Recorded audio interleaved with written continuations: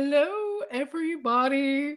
Oh, and I can see people are watching me, so that's very exciting. Apologies for the very long lead in. If you were on Facebook, you will have seen me reset the timer from twice, I think. But it's really, I think it's quite good because it helps people find me. So, welcome, my dears, to this very first episode of Knit TV. I finally brought it back. It's the new version of the Get Knit Done podcast. You're going to see me looking a little bit to the side though, because I'm just like, oh, where is everybody? I'm just making sure I lean here to the left so that I can see the chat. I am going to have to get if you are joining me on YouTube or on Facebook, you may need to let Restream see your comments, but I am flicking back and forth between the two streams as well. So I'm kind of like I'm live everywhere. But I have this tool that allows me to do fun stuff. So I can have a banner.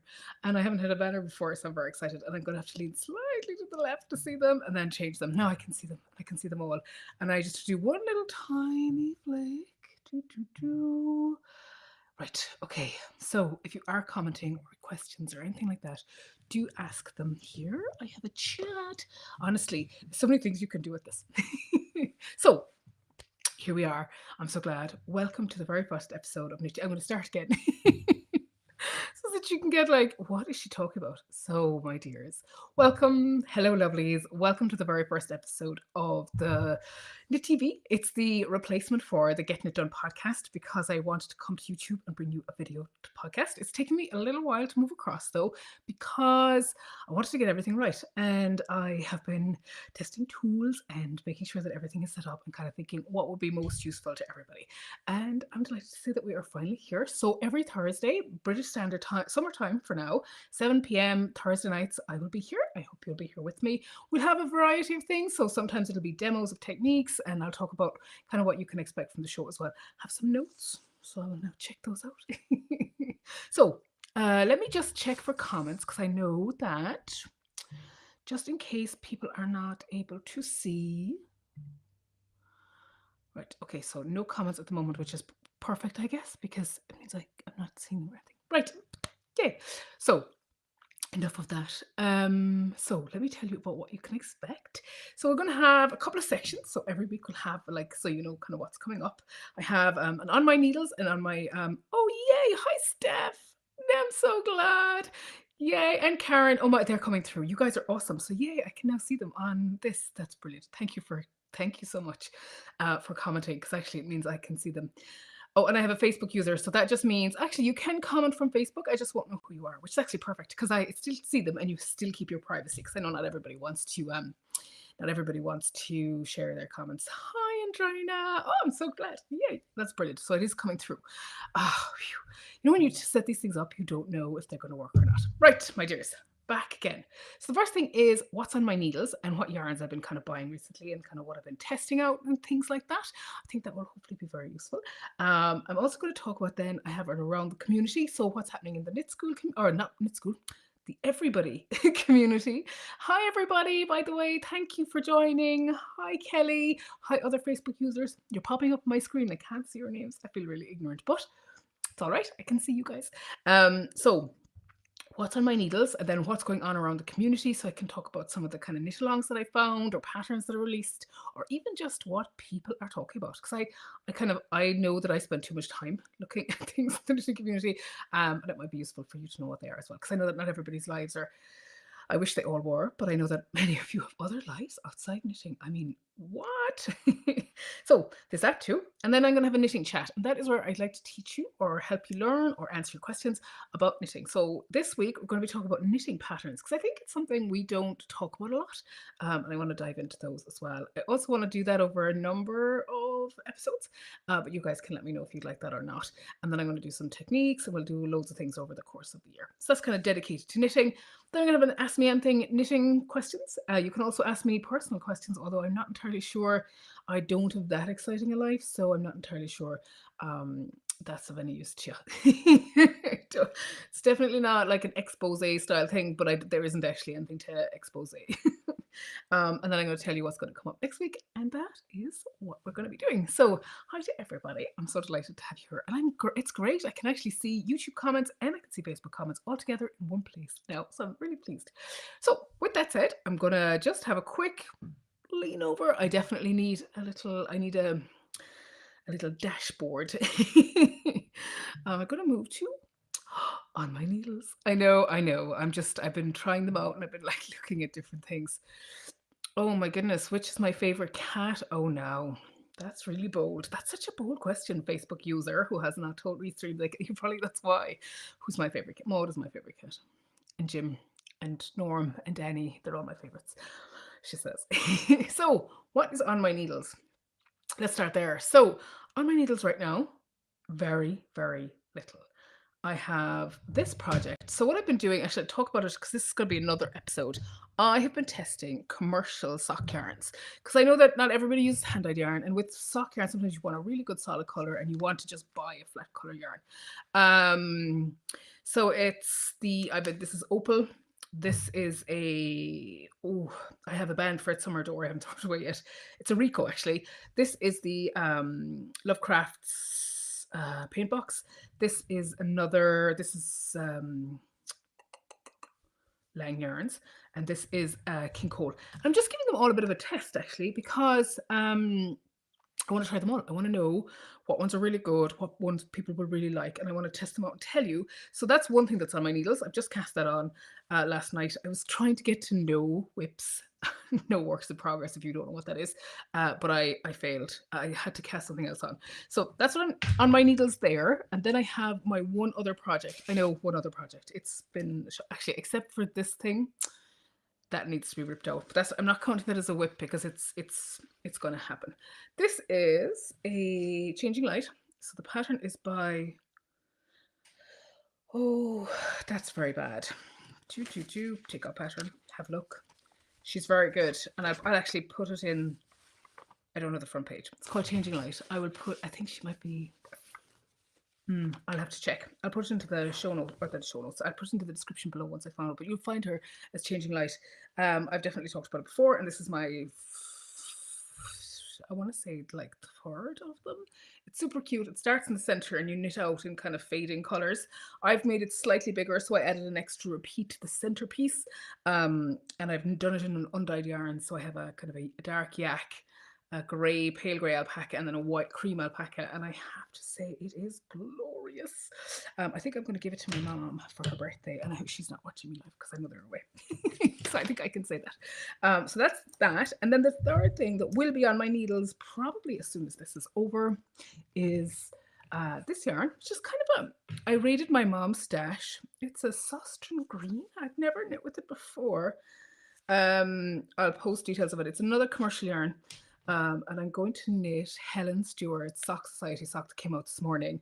I've never done one of Helen's Sock Society kind of knit alongs. I think this is her fifth, but I've been very tempted. I think I have definitely got other patterns of hers. I'm really looking forward to casting them on. The pattern is gorgeous. If you search just Helen Stewart, if you're in the mood for some great socks, I think the price for them now, she did them on an early bird special of like about 10 or 11 pounds, but now they're 18 pounds. Still 6 sock patterns for 18 pounds is unbelievable value. Plus she has a community on Ravelry for it. So I'm casting those on. So I think it's kind of a boring yarn, but I think it's going to look unbelievable in the pattern.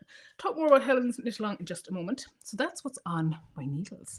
I thought as well in this, I might talk about yarns I might have, purchased. Although I have to admit, I've been very restrained, not good, because there's no good is irrelevant. I've been restrained because I've been trying to work out what to knit next, but I went astray at home. First of all, I went into my mom's stash and she allowed me. I know she has quite the stash. So I got this Alpaca Luxury sock. It's a sport weight sock yarn, so that's quite exciting. And I'm going to knit those. I'll talk about some charity knits actually. I might add that in as well at some point to the podcast. But I've taken my mom's sock yarn to turn them into socks for a charity project that my mom is involved in. And then I have this, which I also stole. Some of you will be very familiar with the For the Love of Yarn. So my mom had one skein and I was like, I am stealing it. And then I have also bought these from Bantry Yarns. If you are in Ireland, if you're in West Cork, please visit Bantry Yarns. It is amazing. She's the loveliest person in the entire world. So yeah, I treat myself to socks, yeah. And you're probably thinking, you used to sell that. Well, I never sold anything I didn't love. So I love this. And it's the kind of ballet pink in the 4-ply. It is the Lapidolite. So yeah, that's really pretty. And actually it's coming up quite color. Looking at the screen, it looks quite good. So it's I want to design a pair of socks, and that's so very luckily I have my 2.25 mil needle bought because I don't have a sock wonder in it. I bought them for the design for that, and perfectly they work with Helen's pattern, so I'll have to put the design off for a little minute. Hi Ben, hi Karen, hi, Linda. Oh yeah, Karen. Sock Society as well. Yeah, I fancied knitting someone else's patterns as well. I needed a change. I'm tired of myself. That's a great advertisement for myself, isn't it? And then I bought these. I know, I know. And again, I always stocked what I loved, so I could not resist these.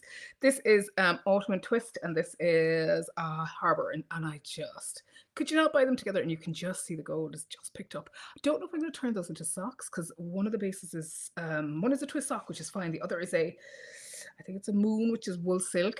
So I am I don't know what to do with them yet. I don't know if they're going to become socks or if they're going to become a design, or actually they might become a design because life in the Lawgrass, who does not want it? Like, I mean, look how beautiful it is.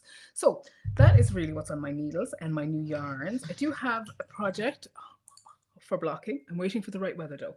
So I'm gonna hang on for that. That is the Cadson by Anakin Ellis. And I am waiting for that to yeah, I'm waiting for that to come through as a better I need a better day for that. So that's it. That's enough babbling about that. So yeah, Karen, a good sport weight. Yeah, I'm looking forward to this. It's kind of fluffy, so I'm really looking forward to that. And I let you know how it goes as well. I might add that into my sock test. So I'm going to test all those sock yarns. I must decide in a fair test as well, of course, but we shall see. Next up, knitting chat. So I'm going to I really do need a different thing. So we're going to do around the community. Honestly, I can do so many fun things with this. I think I was entertaining myself. So things that are going on. Obviously, Helen's Horror Sock Society has started today. So the first pattern came out, and there's one pattern a month for 6 months. First time I've done it, and a bit like Karen was saying, it's really nice to knit something that you haven't designed.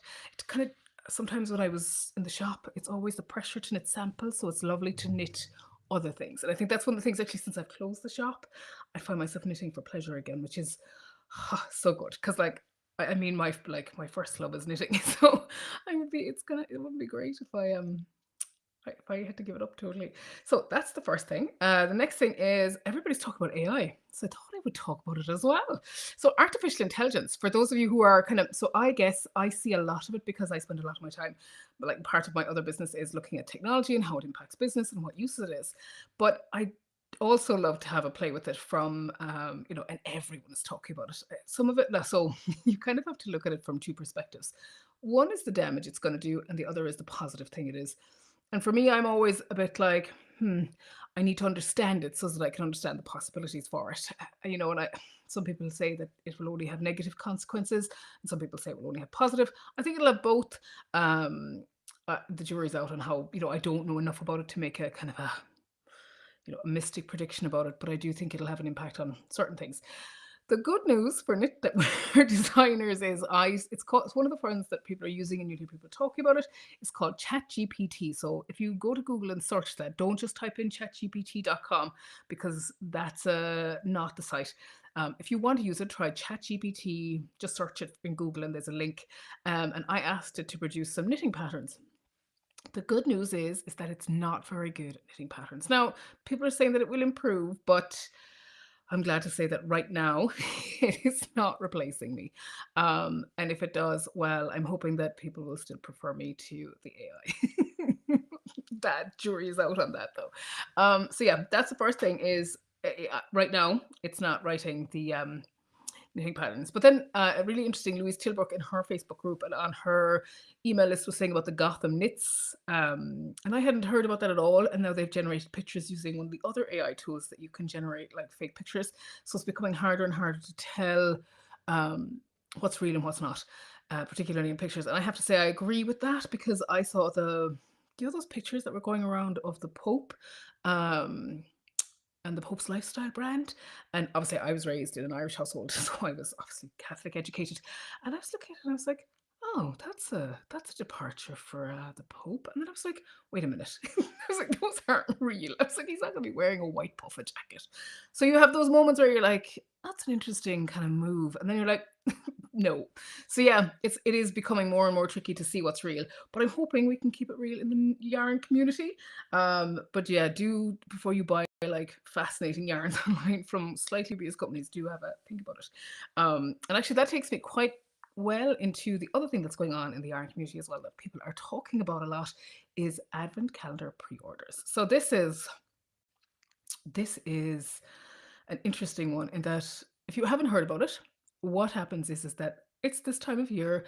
Dyers need to know in advance kind of how much money they're going to have to buy bases, how many yarn calendars they're going to have to dye. And yes, it's Christmas of next year, but or Christmas coming.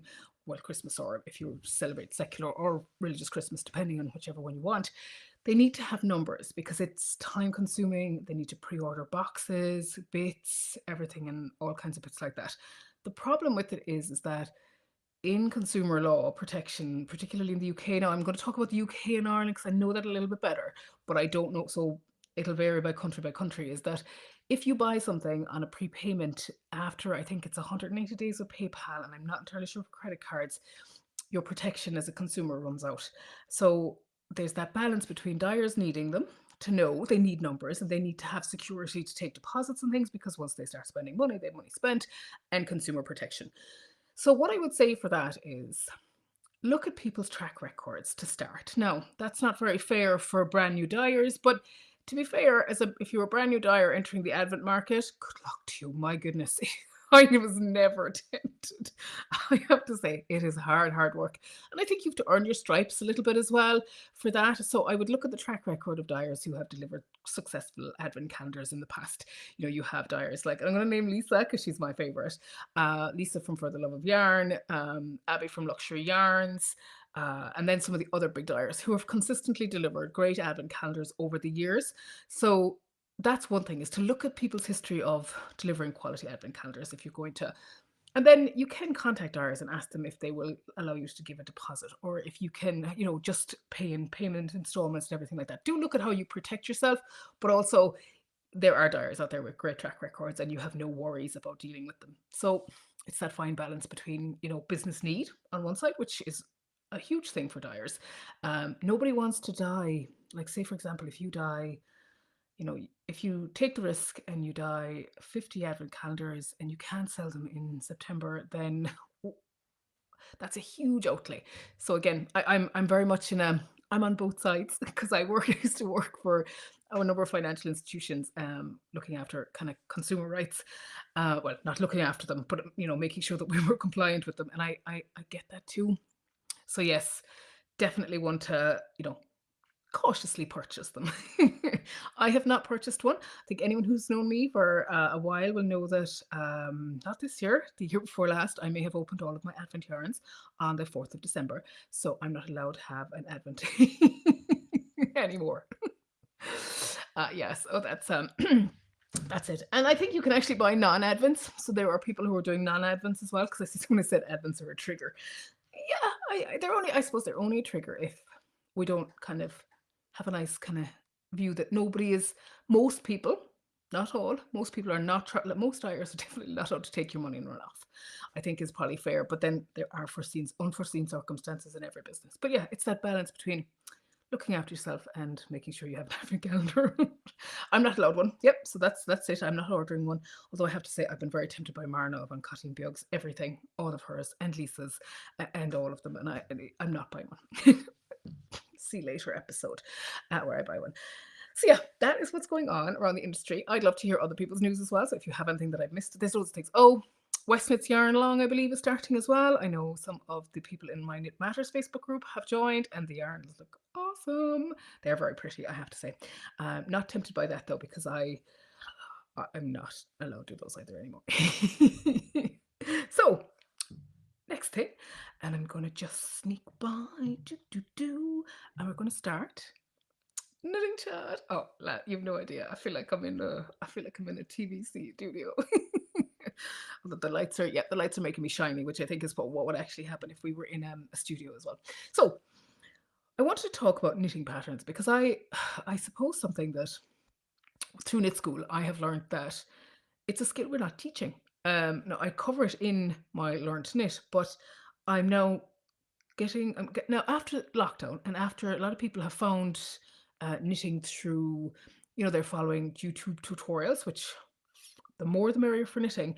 They're following YouTube tutorials where you're being shown every stitch, and that's great. The only problem is that knitting on one hand and pattern reading on the other they're kind of essential to one another if you want to progress your knitting. There's nothing wrong with casting on and knitting and enjoying it, but if you want to be able to make what you see in patterns, you have to be able to read them. And I know for some of you, you're thinking that is just common sense, but in a way that's not very fair, because knitting is taught piecemeal. You find a video and you do your best with it, or you learn one pattern and you go with that, and it's not taught, because I was taught in school, so I learned way back when it was still taught as a subject, not a subject but as a part of the school kind of arts and crafts, I guess. So I learned how to read patterns then, and then it's a kind of a lifetime skill that you get. And I think it's just something I want to talk about, and I'm going to do a series of them as part of these episodes before I get on to doing some other techniques. I hope that interests everybody. It might not. You may learn something, you may not. I hope so, though. So I thought I would start with things that, like, as a basic guide for anyone who hasn't learned how to read patterns before, and even actually if you are using a lot of patterns. There are things that you can do that will make it easier next time as well. A little bit, it's a bit geeky, but you know what? I'm all about the, like, geeking out on the knitting. So the first thing I would say is, there's one thing is you want to learn the abbreviations and symbols that come in knitting charts and knitting patterns. And you're thinking, I don't want to learn them all off. You don't have to. It's just, when you start a pattern, be familiar with what the designer is saying. So if you dive straight into the pattern without looking at the abbreviation section, you may it can be very overwhelming, because there might be something unfamiliar, you might not know what it is. So it's always good to actually look at the abbreviations. Like, even me, when I downloaded Helen's pattern, they're the shadow box socks, I'm looking at the pattern here beside me, I looked at the abbreviations to see if there was anything I hadn't seen before. And that's kind of a good idea, because if you haven't seen it before, it can throw you. And even as someone who's been knitting for many years, I'm like, what is that? Plus, that's the first thing I would say. The second thing, as part of that, is to recognize that there is officially no standard of abbreviations. And I've seen a lot of people online talking about this recently, and people are getting very cross with the designers. But the truth is, there is no standard body for it. There's no standardization. Most of us will design. When I started designing, I designed my own abbreviation list with my tech editor. Well, I didn't start. Over time, with my tech editor, I have developed my own list of abbreviations that make sense, that work for my patterns, and that are broadly in line with the standards that everybody else is using. So the stitch is telling you to do the same thing, but the language around it will be different, because I wrote my own definitions that I thought were more suitable, or the best suitable. There isn't a standard list. So that's something to be aware of as well, is that you may see non-standard things in patterns. Always check what the designer of that pattern is telling you to do, because it might be different. So what you think is one thing might be totally different to the designer.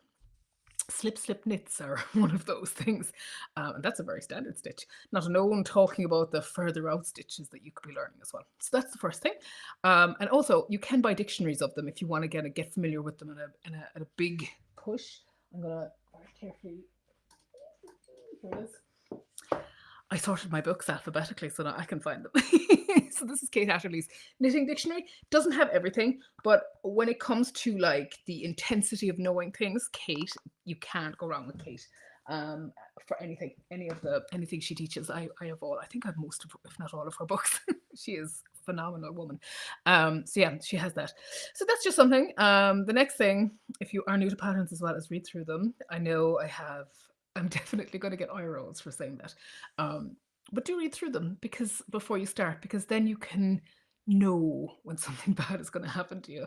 Not that anything bad is going to happen to you, but I remember my first pattern where there was a steek in it.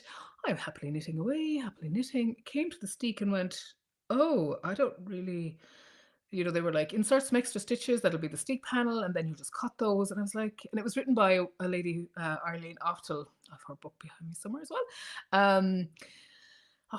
Oftel. Anyway, she wrote Norwegian Knits, an awesome book, and she is Norwegian. So her knitting tradition is that you'll just know how to do this, like, because Norwegian knitters steek like the rest of us breathe. So, I know that's like a stereotype, but it's a positive one. But so when I came to that steek, I was like, what is happening to me here? I was like, what is this? So yeah, so you don't get surprises, I guess. And if you have a deadline with something, you definitely don't want to come upon a surprise. So yeah, it's just good to know, but don't let that put you off either. It's kind of a balance as well. So then there's lots of other things like one section at a time, etc. But there's some other things that you can do then as well is know what your own good looks like. So over time, develop an idea of what you want from a pattern, and then you will be able to assess designers based on that. So do they, like, do they write in a style that you like? Are they in a format that you want to read them in? Do they provide the level of detail you need? So, for example, this is one of, I'm going to just flash it up. I don't want to show it. This is Helen's Shadowbox Socks. You'll see very quickly. I'm going to put that down. She does an individual row by row checklist. I'm really excited to try it. I've never done it. I think she's actually patented it as a trademarked it, which is absolutely the right thing to do. It's definitely her format. And I'm dying to see that. But I think for me, that might be a little bit too much. But for other people who are starting out, that might be absolutely perfect. You may also find that they change as you go as well. That, you know, what you like, what you need in a pattern changes over time as well. So maybe I need less detail than I used to, but I still, you know, I'll still need quite a bit of detail. Like I won't pick up, for example, a Norwegian sweater pattern and be very comfortable with the fact that it says, you know, knit the sweater. They don't say that. That's unfair. But it's the quality of knitters, I guess. There. So or actually yes. For example, Latvian mittens. My most popular blog post on the Lovely Sarah Company site, which I am migrating to the Knit School page at the moment, is the how to knit Latvian mittens, because there's a lot of assumed knowledge in that, which is fine. But that level works for people and it doesn't. So it's about knowing what's good for you, knowing designers you like, people who are really consistent, reading the comments in a pattern before you start is really important. And something I would say, if you love I love a list, and I like to learn why I'm doing something as well. So when you are doing something in knitting, ask yourself why. Why am I shaping this way as opposed to another way? Why am I splitting here? Why is this length that way? And when you ask yourself those questions when you're knitting a pattern, it gets you familiar with not just that one pattern, but it makes the knowledge transferable to other patterns. And that'll really speed up the speed at which you get like knitting pattern understanding. And I know that that sounds like study, but you know, knitting is not just a craft. You know, it's not, knitting is a skill.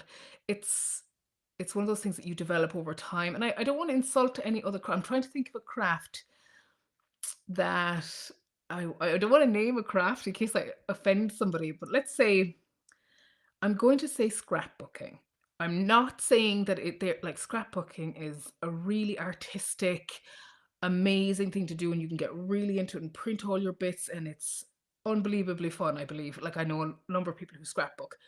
But the thing is that things like cutting, sticking, and you know, placing onto the thing and buying photos and, you know, taking photos and putting them into a scrapbook, it's very different to something like knitting. Knitting actually is a skill that requires you to think about it over time. Now I'm not saying, oh man, I'm going to upset scrapbookers, but you know, there is a difference. There's like the learning curve for knitting is much higher, in the same way that the learning curve for like astrophysics is like probably straight up, you know. So it's okay for things to require a different level of knowledge. So yeah, that's kind of what I'm saying, that you do need to, the more effort you put into it, the more you will get out of it as well, without ruining it for yourself. Don't ruin it for yourself. So yeah, maybe a little notebook about what you learned in one pattern and what you'll be able to bring on to the knowledge that you kind of accrue for knitting. So yeah, that's my thing. Let me see. And always ask is the other thing. There is no stupid questions with knitting. Like if you don't understand something in a pattern and it doesn't make sense to you, always ask somebody. Because you might think, oh, this is going to be really obvious, but it does. Why would it be obvious to you? You know, it's okay to ask, and sometimes patterns are wrong or the designer isn't being clear. So yeah, that is something to look at as well. It's not always your fault as well. You know, as a designer, there are times when my tech editor, who is, I speak about her like she's one of the loves of my life. I think she must be very uncomfortable actually. I just love her. She's amazing. Deb at Find Me Knitting is an amazing tech editor. She'll send me my patterns back and she said, that's not clear. Like, what are you doing here? No one will be able to knit that. It's not good enough. Well, she doesn't really say that, but that's how I interpret it. And sometimes designers might not have a good tech editor, or they might not have a tech editor at all. And they might be kindest, loveliest, amazingest designers in the world, but pattern writing might not also be their skill. So there's kind of there is actually a difference between designing and pattern writing. But that is a topic for a different discussion. So that is where we are at the moment, my dears. I just wanted to share that. So things like learning your abbreviations and symbols, but knowing that they can be different, that there isn't really a standard, reading through them, knowing what your good looks like is really important. Find designers you like, and then also learn and apply not just one pattern, know how to use it for the next one. I think that's kind of accrued knowledge, which is great. And then always ask. And if you're stuck, Knit Matters Facebook group is a great place to start. A little bit of a pitch there. So that's it, my dears, for that. I'm going to do maybe 2 or 3 minutes of a Q&A. I'm going to have a little bit of a look through the comments. I'm going to just veer left. I'm going to go to Ask Me Anything. It's back. I know. So I'm 5. So yeah, if anyone has any questions. So Andrina, yes, absolutely. I can put in the links to the books. I recommended Kate's book, and yep, I will absolutely. I'll put in a link to that.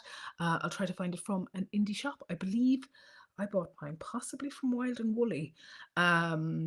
But I will have a look, and I'll post some links underneath this video in both here and in YouTube, and both in Facebook as well, because I'm going live in both, which is very exciting. So yeah, if anyone has any knitting questions, I won't hold too long. What's my favorite garment to knit other than socks? Oh, that's a great question. Love note sweaters.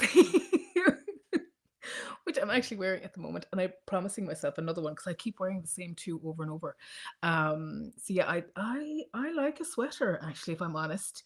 Yeah, I like garments, like actual sweaters. Not a great cardigan wearer, although I knit a lot of Tin Can Knits Lush cardigans, which were really nice. I think part of my problem, I never had enough time to knit garments when I was um, with knit school, because there's always small things. Yes, Jacqueline, it is. Love note. And yeah, I see other people are agreeing. Yes, this is the love note. I'm not entirely sure. I think I did the neckline as required, although I might have put an I-cord cast off in mine. It is the love note. I think it must be one of my favorite sweaters of all time. I think it's everybody's favorite sweater of all time. Well, it's not, but it's pretty close, I think. It's easy to knit. Tin Can Knits patterns are beautifully laid out and very well explained. And it's not the most expensive sweater you can make, because it doesn't use, like, you're talking about maybe up to maximum of 300 grams of ply plus the mohair that goes with it. And actually, something I must do is I want to test commercial mohair.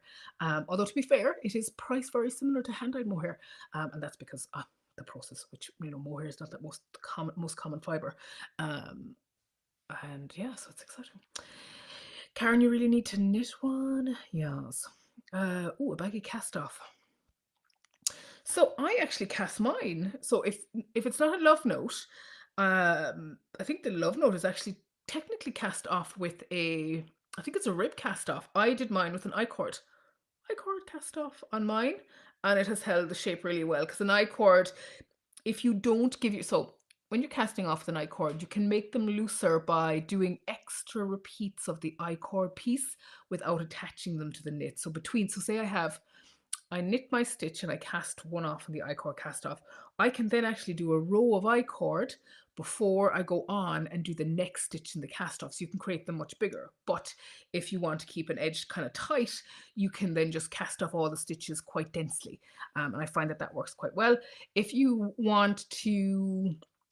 are using a rib cast off and you want it to be loose but not too loose, I find that doing a partial version, and you'll find Jenny's surprisingly stretchy bind off is a search if you do it on YouTube. She uses a yarn over between each stitch that she casts off, so that gives you a really stretchy edge. But if you want to kind of create a sort of a stretch, do one every second stitch, so you don't have to have a yarn over between each stitch as you cast them off. Have one in between each one, and that will create a stretchy but not flared edge, because it's really easy with a rib stitch to get a flare. It took me ages to decide, because it's one of the reasons I don't knit toe-up socks that often, is I don't like the way the cast-offs look. That has made me happier. If you want a more dense cast-off that is a little bit less stretchy, again, the one I found recently is a suspended cast-off. And what that does is you knit one stitch, you then knit the next stitch, and you take the first stitch over the second, but you don't slip the second stitch off your left needle until you have slipped the stitch over. And it's really, I will demonstrate it on this for sure. That creates a lovely edge because it gives you a little bit of control over how big the stitch you make the stitches. So yeah, I think that's something I'm really, yeah, that's a good cast off as well if you don't want things to be very loose. Oh, yeah, I love ticking things off as well, Jacqueline. So I'm really looking forward to it. I'm like, oh, this is very good because I always like I will create an Excel spreadsheet if I'm doing something like I when I was knitting the Cadson, which I have to say I just loved knitting it.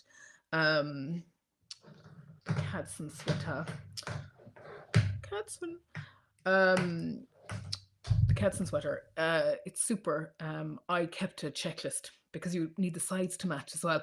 So Charlotte, is that the suspended cast off? My dear, I know you are a knit school member, so you will be able to find it inside knit school. And actually, yeah, if I have any knit school members watching as well, you guys can let me know and I can link you to some of the tutorials that are in knit school as well. So that is it, I think. Unless anyone has any more questions, in which case you can post them on here and I'll be back and reading the comments later on. But I think I've used 40 minutes of your night. So thank you so much for joining me for this very first episode. Next week, I am going to be back. We'll be covering the same kind of areas.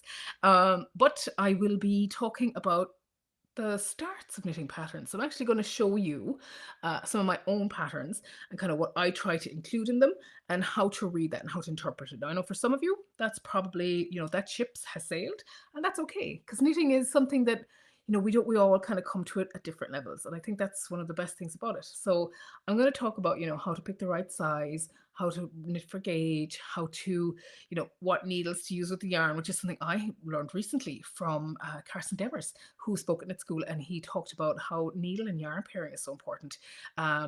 Ergo I Knit is his website. I'll post it in the comments. I'll have to go back and I'll be a little minute adding those because I must go back and check everything.